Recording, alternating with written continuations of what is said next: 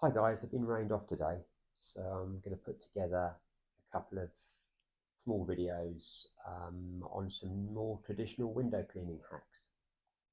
The first being the use and maintenance of a scraper. Now, scrapers are very useful tools. They're an essential piece of kit that we use for traditional window cleaning, and you've got to be careful using them. It's easy to damage glazing if they're not maintained properly by keeping the blade renewed every now and again when it needs to be renewed.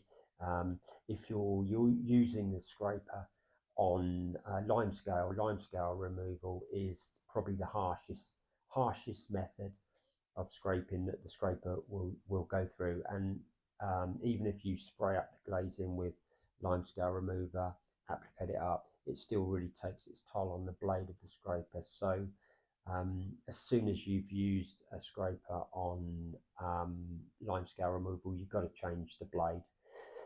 Another one is if there's any form of corrosion on the blade, that will scratch the glass, and you'll get that phone call, you scratched my glass, and you don't want any of that, having to change units for people and whatever. So you keep your blade changed regularly, so there's always a nice blade in there.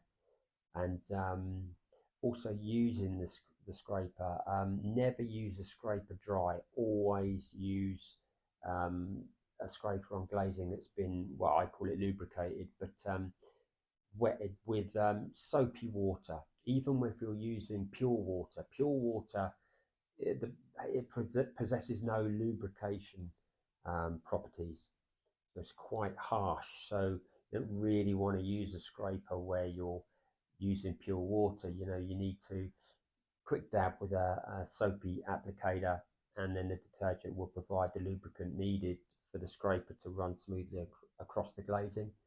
So always lubricate the glazing before you use the scraper. Um, Bird poo, paint specks, anything like that, insect poo. But to go over again, the harshest form of scraping that we do is limescale removal. So you would, I mean, I always keep a tub of limescale remover in the van, spray that up, and then I whip the scraper across there and get the limescale off. And then after you've done that, that is a definite blade change, because that is a real harsh form of scraping. That is limescale removal.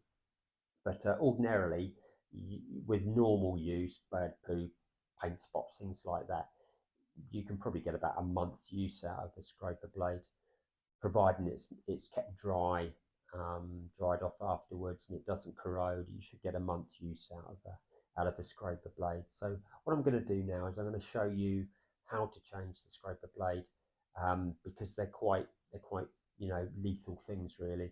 And if it's easy to do yourself a bit of damage if you're not going to handle them correctly. So I'm going to show you how to change a scraper blade. So here we are, guys. This is my Unger scraper, and I'm going to change the blade. So if you notice here, there's an arrow. So that signifies which direction you put the blade in and you take the blade out to replace it. So if you notice, the arrow's pointing that way. So pliers, always use pliers, for obvious reasons. Direction of the arrow, that's the old blade out. The new blade, they come in boxes of 10, in little boxes like this, spring loaded, so they're easy enough to get out. So we just pop another one of these little suckers out of this box. And again, I prefer to use pliers to replace them. So I'll grab that blade there with my pliers, the new blade, scraper in the direction that the arrow tells me to do it. And there we go. There's your blade change, brand new scraper blade, all ready to rock.